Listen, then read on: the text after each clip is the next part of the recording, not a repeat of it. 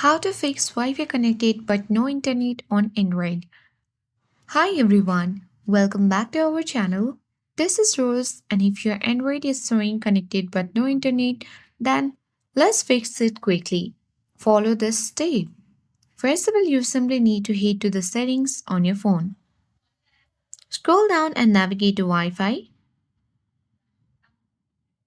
Now select your network. Tap on Forget icon and you can easily reconnect by entering the password. Second step, open Settings again. Navigate to Additional Settings. Select Date and Time.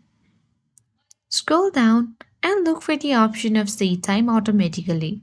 You simply need to toggle on the button for Set Time Automatically. Once you do that, you can easily disable VPN if you are using. Once done, make sure to update or restart the router.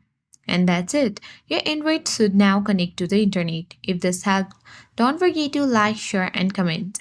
Thank you for watching and I'll see you in the next video.